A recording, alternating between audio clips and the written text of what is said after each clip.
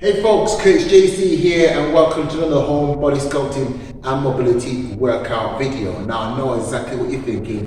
What on earth is he doing in a gym? I thought it was about home workouts. And this is a really nice gym. It's a perfect boxing gym for me. However, you don't need a gym for what we're about to do. It's just exercises, shadow boxing, etc. This is for optics, to be honest with you. However, there is something to be said about having a pair of gloves on when you're doing shadow boxing. It really gets you into the zone psychologically. And I don't know what it is or why it works, but when you're in the zone, you tend to forget about time, you tend to forget about discomfort, you tend to forget about the fact that your heart rate is really high, and you just really enjoy whatever you're doing. And then afterwards you will feel the endorphins when you finish your workout, you have a shower, etc. And that's the whole point of all of our workouts really, that we reach that point where we hit that ultimate flow state. Anyway, today we're going to be going into the fundamentals of boxing. If you're already experienced with boxing, you still follow this really. There may be some pointers in there that you might want to be checking on because nobody's perfect. Everybody forgets certain basics every so often. So the fundamentals are going to be on how we punch efficiently and with speed, and how we defend ourselves, and how we work on our footwork. With all that said, let's go ahead and do this workout together. Like most movement skills, you want to be operating like a conductor, the limbs that are moving separately, so they all work in unison.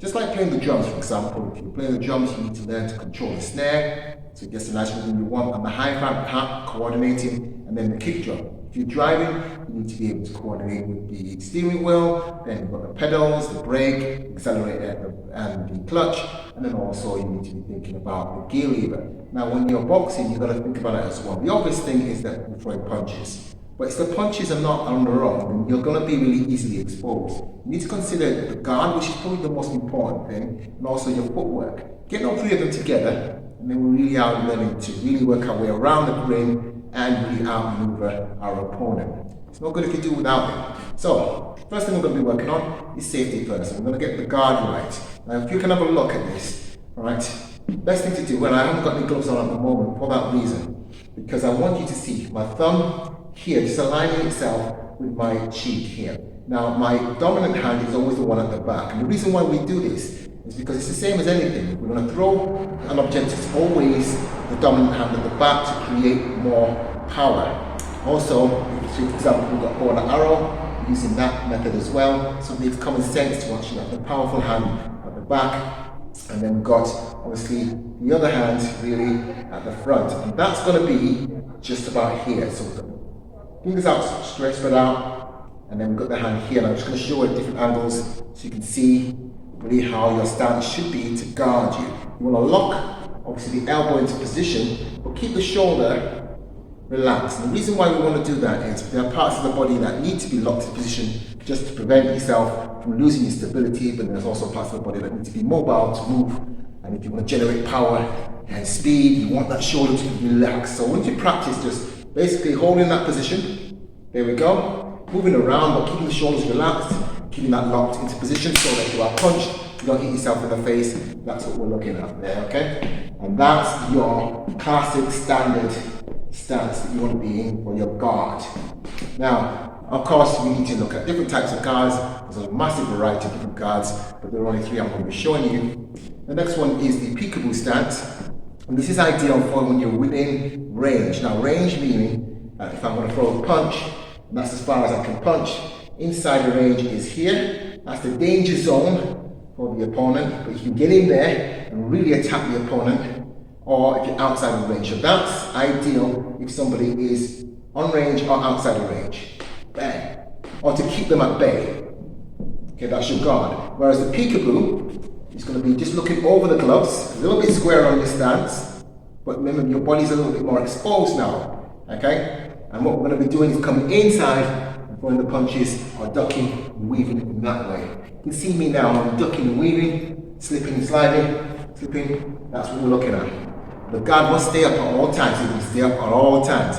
It must stay up at all times. Now, if you do see, obviously at professional level, they'll drop the guard. And that was one of the mistakes I made. I would look at professionals, and professionals will showboat just to make it look like they can sort of almost outwit their opponent. But if you look at amateurs will play a little bit more safer, to be honest with you. They'll keep the guard there. So that's what you want to do to learn your basics. All right, now, the final one is the Philly shell. Now, the Philly shell I find great because it allows me to counter attack, counter punch. If somebody throws the punch, and that's how I generally used to box, where somebody would throw the punch first and I'll counter them. Alright, and you'll see this with Mayweather a lot. He does that, he protects himself with the deltoids, the rear deltoids. That's really nice protected area. Really good when you're falling over. I learned this when I was doing parkour or in gymnastics. If you're going to fall over, you fall over on this part of your body or on your bottom, and then you're safe. Okay, now, so when you were kids and when I was a teenager, we used to punch each other on our deltoids as hard as we can, bam, bam, and it just wouldn't harm you so much. We protect ourselves by doing that. So this is another guard. Of course, if the punch slips off the deltoids, it can hit you in the jab. So you want to make sure that you are protected by covering your hand, the face this way. But always look at your opponent. When you look at that way, you're protected. Now this arm is also protecting the ribs.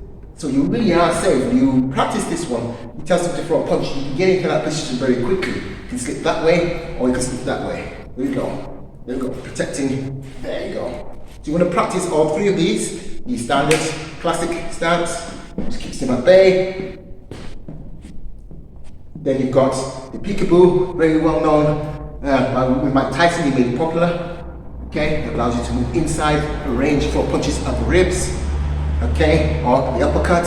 And then also we've got the Philly shell. We're showing you protecting punches, covering the chin, covering your body, covering your ribs, and trying the other way as well. Okay, that's the guards for now. Next up, I'm going to go through the footwork. Okay, so now we're going to look at the stance first. It's the basic stance. It's all sports, you've got a neutral stance that you get back into. Alright, and this is what you want to be looking at. Again, what we're looking at here, as you can see this yellow line gives you a guide of where you need to be as stable as possible. And when you're moving around, you want to make sure that you're always in that position there. Alright, so we've got here the front foot, which is pointing at 1 o'clock. And if I want to pivot, I get onto the balls of my feet, and then I'm going to be able to change direction and pivot in that direction. Again, if I look at the back foot, again, that may be round about the same, maybe a little bit wider. For me, I like that to be a bit wider. Okay, not too keen on that one. I've been seeing boxes out like this, to be honest with you, but I can't be good on the hips, can it? And I used to do it this way, but it was way too narrow for me, and that's why I was a little bit shaky, to be honest with you, unstable. So this is what we're looking at. There, so there's a nice line from the toe to the heels, that's your position. And look at the width of my stance as well. Okay, if it's too wide, I'm not mobile. If it's too narrow, again, I'm too unstable. So we're looking at just a bit wider than shoulder width, a little bit wider than shoulder width.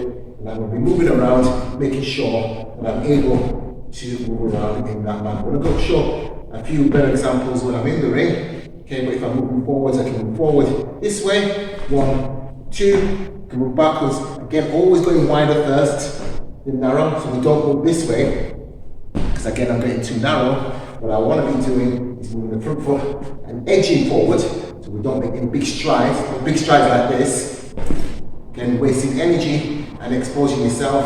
We're moving forward in the ring, 1, 2, and backwards, 1, 2. Now I'm going to go left and right, so we'll go right first, look at this, again wider, across, and then that way, that way.